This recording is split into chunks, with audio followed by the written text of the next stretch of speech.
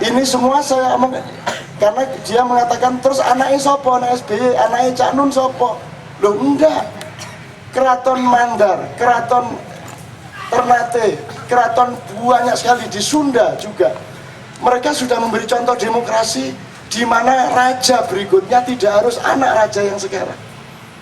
Makanya ada dewan kerajaan, ada dewan keraton yang memilih siapa saja berdasarkan aspirasi rakyatnya. Nah kita sekarang karena demokrasi katanya mau liberal, ya setiap orang kirim ke KPU, kilo calon presidenku, kilo calon gubernurku, kan begitu. Database saya jelas, kode saya sekian, tercatat semua, nggak bisa double, kan gitu. Bisa kok. Mungkin kita masih salah memilih gubernur, mungkin kita masih salah memilih presiden, tapi minimum sudah benar caranya memilih, kan gitu. Mungkin belum masuk surga, tapi lagi sembahyang temenan, gitu loh. Mungkin belum setia benar, tapi kan sudah berusaha untuk setia. Asu ya.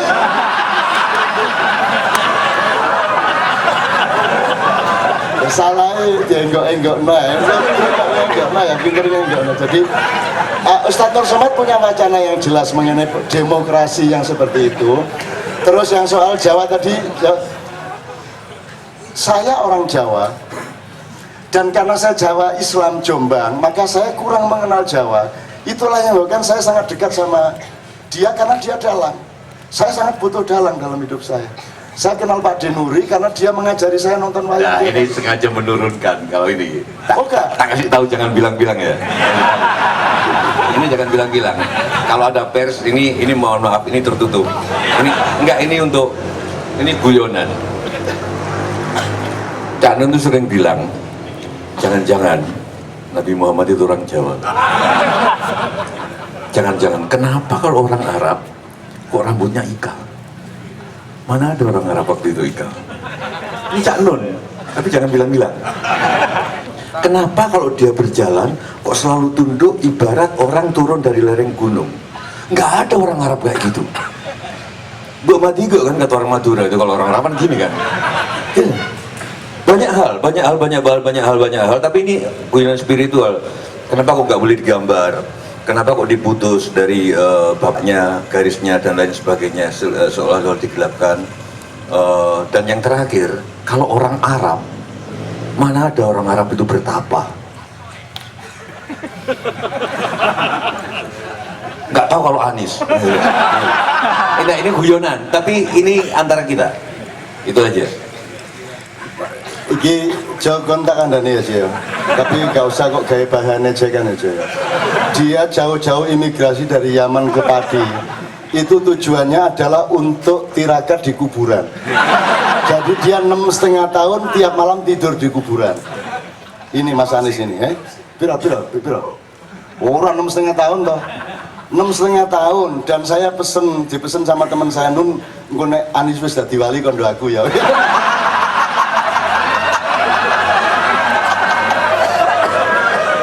Lo wis kebiyen wali gendeng ya. Jadi saya ingin Tejo ini benar-benar memuncakkan fungsi pedalangannya kalau saya merindukan betul. Dan jangan kompromi kepada dunia populer 30%, tapi 70%-nya tetap adiluhung dan tetap penemuan-penemuan yang spiritual. Saya sangat merindukan karena Jawa ini sudah puncak, sudah mencapai puncaknya, sudah tinggal selapis lagi Islam, gitu ya. Sudah, Anda ngomong apa? Mau ngomong bahasa, mau ngomong Ontowacono, mau ngomong karawitan, mau ngomong tembang, lagu Jawa itu sudah memuncak. Kalau sekarang orang Jawa bikin lagu Jawa, tidak akan bisa menandingi yang sudah di puncak. Sinom, Gandang Gulo, Kinanti, apa meneh? Pangkur Megatro, tidak bisa diatasi lagi, sudah sampai puncak. Nah, orang Jawa sekarang tidak menyadari bagaimana hidup di puncak kebudayaan.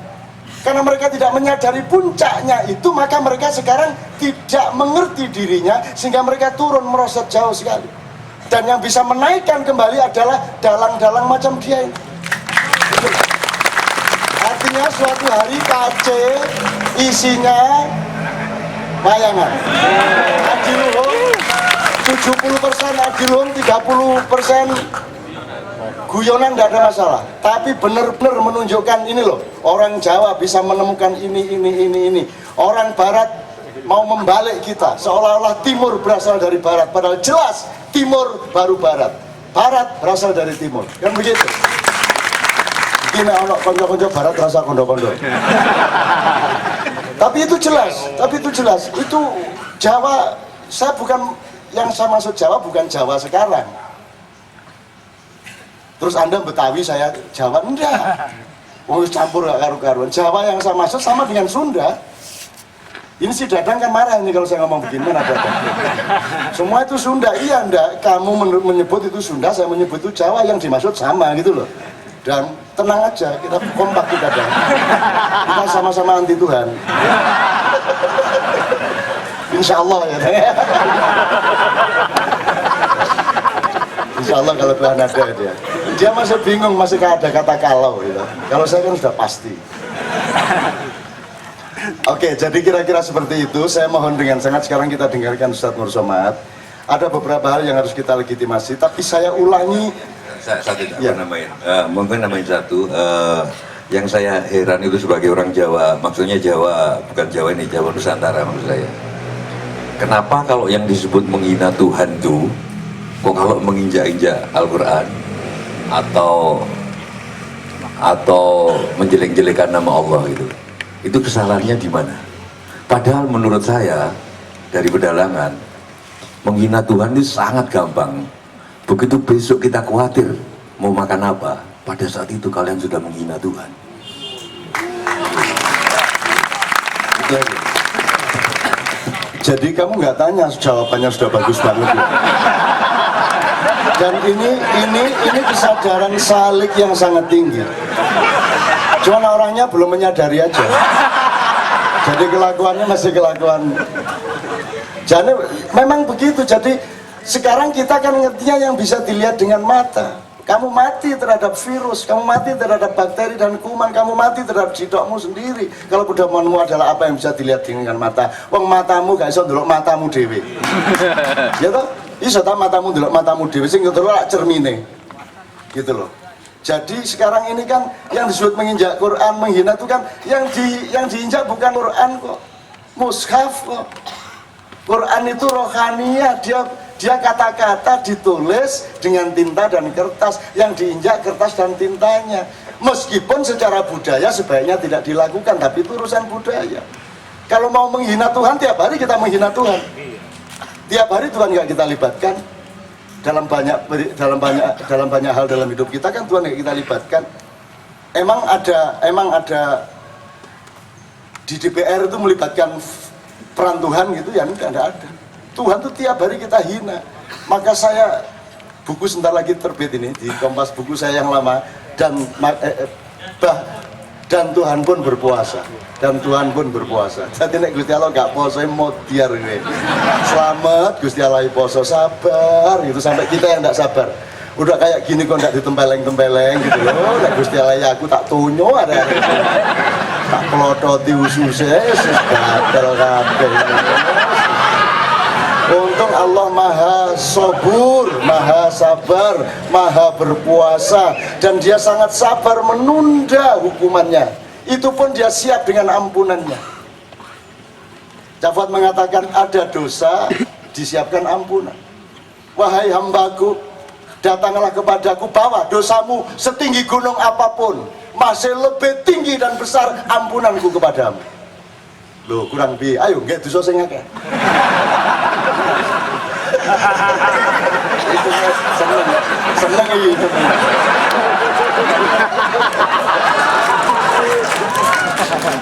Kan saya sudah pernah cerita mengenai 2 orang yang dipanggil Allah itu ya. Ya kan? Udah ya. Loh kan ini kan penghuni neraka, tiba-tiba Tuhan tuh kok pagi-pagi bilang sama Bril panggilan anak 2 itu. Yang mana? Oh yang itu, oke. Terus dipanggil 2, lagi kena lagi gue diundang Gusti Allah. Terus menghadap nyun sewu wonten dawuh. Terus Allah tanya, kamu ngapain masuk neraka? Wah saya itu sepanjang hidup tuh enggak pernah 1 kali pun taat sama Allah. Satu kali pun tidak pernah. Oh kalau memang kalau gitu pantas kamu, kata Tuhan gitu. Ya wis bener aku nomor rokok. Yang satunya kenapa? Selama hidup itu saya belum pernah berbuat baik satu kali pun. Semua jelek. Oh wis pantas, wis ngono mulai. Lah apa aku mang nyeluk kon aja pantas kan mlebu rokok. Begitu Esra pulang, begitu disuruh pulang, ini dua orang berperilaku berbeda. Yang satu lari kencang sekali, yang satu gini-gini. Sampai Tuhan penasaran, sini. Kamu kenapa kok lari? Loh kan saya sudah bilang ya Allah, selama hidup saya di dunia, belum pernah satu kali pun saya taat sama Allah. Lah tadi diperintah pulang, lari saya. Lumayan satu kali, tapi kan saya taat sama Allah. Kata, oh jadi kamu tadi lari karena taat sama saya? Ya, kalau gitu masuk surga. Kamu ngapain kok kelenyat-kelenyit noleh-noleh? Loh saya itu kan husnudzon sama Allah. Saya disuruh pulang itu maksudnya kemana? Ke surga apa ke neraka? Terus saya berpikir, masa Tuhan nyuruh saya ke neraka? Pasti ke surga. Tapi saya ragu-ragu juga, maka saya toleh-toleh. Oh jadi kamu berbaik sangka sama aku? Iya udah masuk surga. Jadi saran saya, lakukan dua hal. Jangan pernah berbuat baik dan jangan pernah taat sama Allah satu kali pun di dunia, supaya nanti dipanggil Allah ketika kamu di neraka. Kalau dipanggil,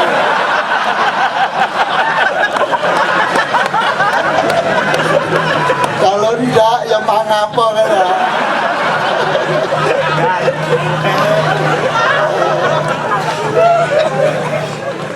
Allah itu lucu-lucu gitu loh. Seperti yang orang Badui Tawaf itu kan dahsyat itu. Dahsyat. Endingnya kan bilang itu sama Yahudi, dia nggak usah menghisap-hisap aku, karena aku juga tidak akan menghisap dia. Kan itu kan melanggar syar'i, nggak karu-karuan itu kalau diturutin. Ngerti ceritanya tuh? Ini kok goblok temen kan? كان النبي صلى الله عليه وسلم يطوف في الكعبة فرأى أعرابيا يطوف بها ويقول يا كريم. Wah, ini tak terus nangis. Tapi nak ngarepe wong Yaman gengsi nangis. Malu. Jadi ada orang Badui tawaf. Dia bilang ya Karim, ya Karim, ya Karim, ya Karim, ngubeng Ka'bah. Dilala Rasulullah Muhammad SAW itu pas tawaf juga di belakangnya. Dia juga memang menyebut ya Karim karena lagi populer itu kemuliaan Allah. Maka Rasulullah juga ya Karim, ya Karim. Si Badui noleh, kamu kok nuri-nuriin saya? Loh saya memang mau bilang ya Karim kok. Tapi kok nyama-nyamain sama saya? Loh enggak, saya memang mau ya Karim. Akhirnya ya Baduinya terus lagi. Gitu lagi, ya Karim, Muhammad ya Karim, ya Karim. Iki nyenyak tanya apa kan? Wahai laki-laki, kata si Badui, kalau tidak karena wajahmu yang bercahaya, kalau tidak karena perilakumu yang teduh, maka penghinaanmu kepada aku dengan menirukanku bilang ya Karim akan aku laporkan kepada orang yang paling aku cintai, Muhammad sallallahu alaihi wasallam. Sing diancam Muhammad. Nek arek Jawa Timur lo arek iki gitu. Tapi karena Nabi Muhammad bukan orang Jawa Timur ya kan? Ya Jawa tapi bukan Jawa Timur ya. Terus Nabi Muhammad nggak tahan, dia nggak bisa acting lagi. Tebak kode, tebak luar ya gitu. Jancuk.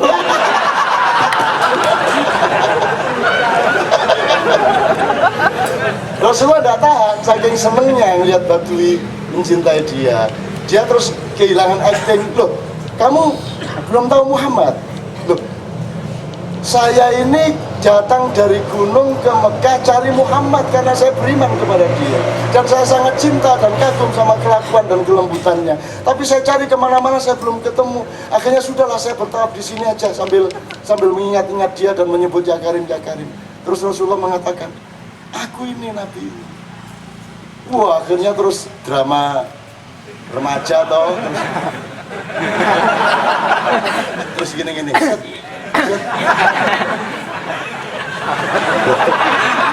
Nek wong Arab iki ngene kan iki ngene.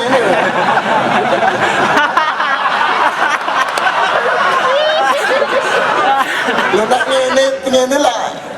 Ya sadar kan masing-masing sadar kepada kapasitasnya masing-masing.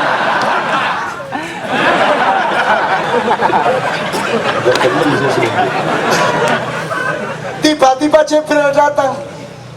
Loh ini drama apa? Tiba-tiba Jibril datang. Wahai Muhammad, Allah mengirimkan salam kepadamu ya Muhammad. Oh, waalaikumsalam, tolong sampaikan salamku kembali kepada Allah. Allah menitipkan pesan, katakan kepada Yahudi itu, emangnya kalau dia bilang ya Karim, terus nanti aku kepada Badui itu bilang sama dia, Allah menitipkan kalimat, emangnya kalau Badui itu bilang ya Karim, terus Allah tidak menghisap dosa-dosanya apa bagaimana? Loh, Masya Allah itu repot-repot ngomong gitu. Itu kan satu drama kemesraan yang luar biasa. Tiba-tiba Baduinya jawabnya gawat juga. Loh, untuk mudurokno ya. Kalau Allah berani hisap saya, tak hisap ganti sampai. Baduin jawab gitu. Kalau Allah menghisap saya hisap juga. Loh, bagaimana maksudmu, kata Jibril? Muhammad tanya itu kan pada Badui, bagaimana maksudnya dia menghisap Allah? Kalau Allah menghisap dosaku, aku hisap ampunannya kepada-Nya. Kalau Allah menghisap kelalaian hidupku, aku hisap kedermawanannya untuk memaafkanku. Nah, ini mudurone kok. Gitu ya. Terus Muhammad kaget atas jawaban itu. Wah, ini filosofis juga ini kan. Terus akhirnya Jibril bilang, Muhammad kasih tahu itu si Badui, dia tidak usah menghisap Allah, karena Allah juga tidak akan menghisap dia. Oh, jadi makanya sampai ke Gusti Allah ngene. Wani-wani ngeten-ngeten susah. Itu Arab Pekalongan ya. Arab Pekalongan dagang kain tidak laku-laku. Anaknya tidak bisa sekolah, sudah waktunya daftar. Tidak laku-laku. Akhirnya pagi-pagi dia bangun sholat subuh langsung ke toko, terus berdoa, ya Allah, kalau hari ini tidak ada yang laku, saya minum main judi. Pokoknya wallah, ana minum, ana main judi. Wah, pembeli berdatangan laku, Mas. Terus tetangganya pesannya mana? Bagaimana antum bisa laku ini? Bagaimana antum bisa laku? Kalau berdoa sama Allah, ditanteng dia. Jangan ya Allah, nggak gitu. Ente kalau nggak ngabuli, aneh judi aja. Arab Pekalongan nih. Nek Arab padi sih menang. Kalau mau kawin, bikin isu dulu. Dia kerahkan santrinya untuk mengisukan ke seluruh kota bahwa Ustadz Anis mau kawin lagi. Istrinya dengar marah. Wah, terus Anis, buktikan aja, buktikan sama siapa saya kawin. Wah, diulur-ulur sampai seminggu lebih, diselidiki ternyata tidak ada fakta bahwa dia mau kawin. Terus Anis bilang, sudahlah pokoknya jangan percaya isu. Ya mulai hari ini ya. Iya, mantep lah istrinya tidak akan percaya isu. Nah begitu istrinya mantep tidak percaya isu, kawin dia. Wah Arab yang lakukan pada baru betul.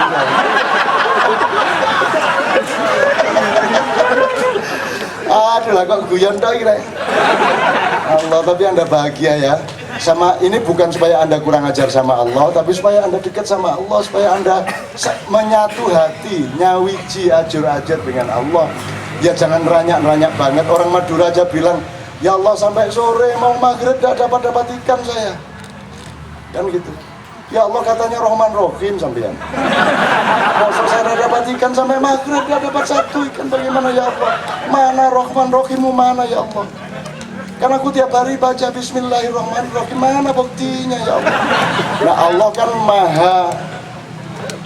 malu kepada hambanya kalau dia tidak memberi rahmat, maka langsung ikan pecodot 5 dikasih langsung Tuhan. Terus dia bilang, ya Allah kok 5 benar? Ya memang saya, istri saya, anak saya 3, 5, tapi ya masuk 5 ya 10 lah. Ya Allah juga maha dikasih lagi 10. Ya 10, tapi ya kalau 15 ya lebih bagus. Akhirnya udah Allah bombong, kasih ikan sampai penuh perahunya. Wah, dia seret ke pantai dengan berat, begitu sampai di pantai dan membalikkan badan ada asap membubung. Dan dia tahu itu di desa dia. Wah, kebakaran.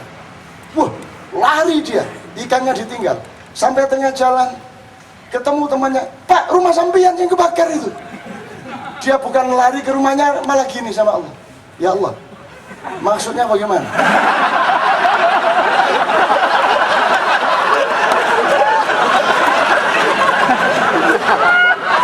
Soal ikan kan masalah di laut, kenapa dibawa ke darat?